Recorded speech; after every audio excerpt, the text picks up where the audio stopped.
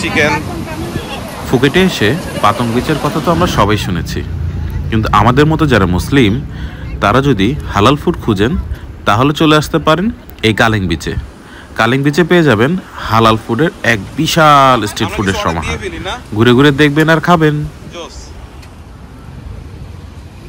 এখন মূলত আসছি হচ্ছে আমাদের আরেকটা বিচে, পাতং বিচের পাশেই কালিং বিচ।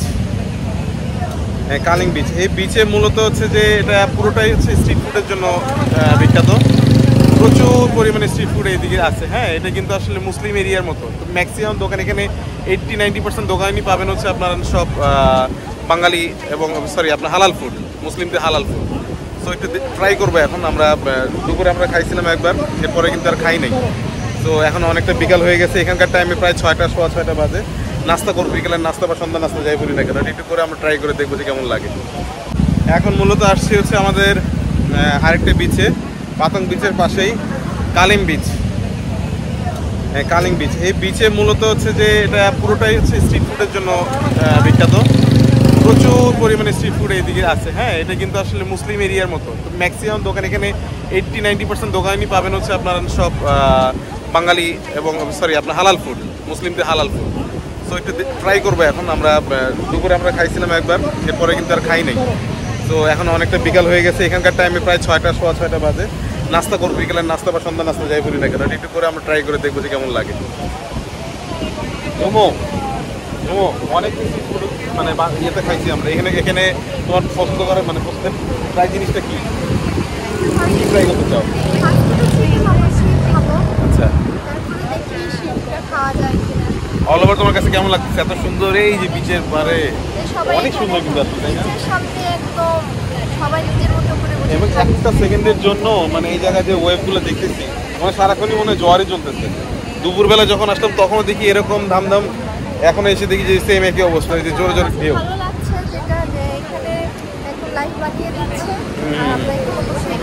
রাইট, একটু ট্রাই করি না?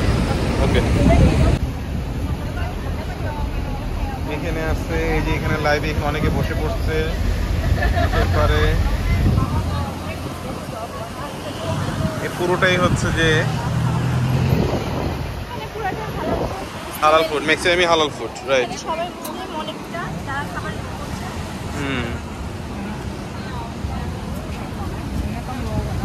চিকেন,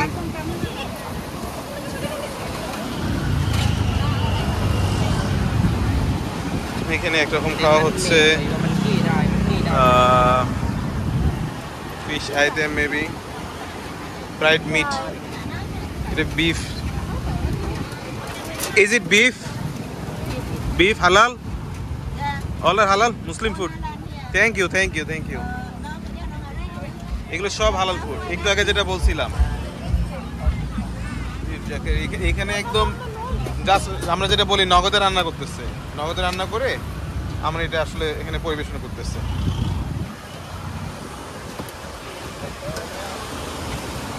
আমরা কিছু অর্ডার দিয়ে ফেলি না? জোস।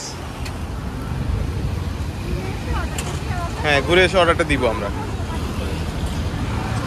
হ্যাঁ হ্যাঁ, শিওর।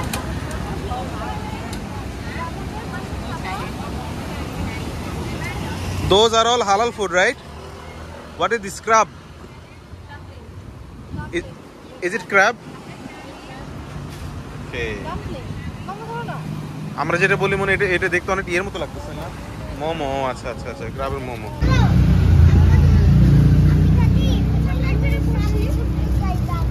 আচ্ছা, চোস আইটেম ডিম দিয়ে মনে করছে আর কি। রাইট, ডিম দিয়ে ওয়াও, কি ওয়েদার এটা চুমু।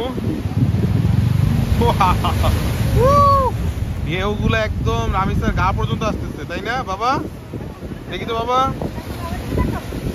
একটু বাবার দিকে তাকান তো। ইয়া, এই জায়গা যে সুন্দর। হ্যাঁ, একদম রোডের পাশে, আবার খাবারগুলো হালাল। ওরে মা, ঢেউ যেভাবে আসতেছে একটার পর একটা নন স্টপ, মুখে কিন্তু এসে লাগতেছে পানিটা।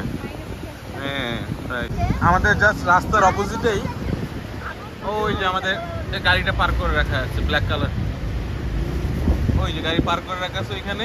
জাস্ট আমরা এবারে এসে এই জায়গাটায় বসছি আর কি ভিডিও নেওয়ার জন্য। দেখেন কি ভিউ, ও মাই গড, ওয়াও। আমরা এখন কিন্তু এই যে এদের মতোই সেম যারা সবাই বসছে না, এদের মতো সবাই মিলে আবার এই যে রোড সাইডে বসে বললাম আমরা রোহিঙ্গা। আমরা আজকের জন্য এখন এখানকার রোহিঙ্গা, রাইট। তো এই যে দেখেন আমরা এখান থেকে জাস্ট ফুডগুলো অর্ডার করছি।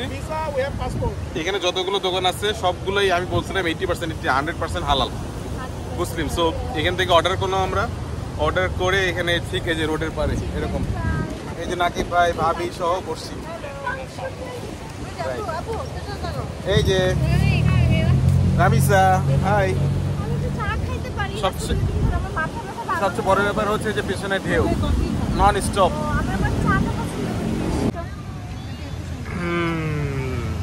What are you eating? What are you eating? Chicken piece? তুমি কোথায় আসছো? ব্যাংককে এসছো না ফুকেটে এসেছো? ফুকেট। এখন আসছি পাতং বিচে না জুমু? পাতং বিচ। আসো রাতের বেলা আসছি হচ্ছে পাতং বিচে। অনেক সারাদিন আজকে অনেক ধকল গেল না, বেসিক্যালি আজকে প্রথম দিন তো, তারপরে সারাদিন যে পরিমাণ ঘুরলাম, এরপরে সে এই বাংলা রোডে হাঁটতে হাঁটতে আসলাম হচ্ছে পাতং বিচে। এই যে রামিসা, ও কিন্তু যথেষ্ট টায়ার্ড। তো এখানে এসে খুব ভালো লাগতেছে। এই হলো বিচ পুরোটা, এই মাথা, আর ওইদিকে পিছনে এই যে পিছনে মাথা, এই বিচ। ব্যাপারটা হচ্ছে যে সত্যি কথা যে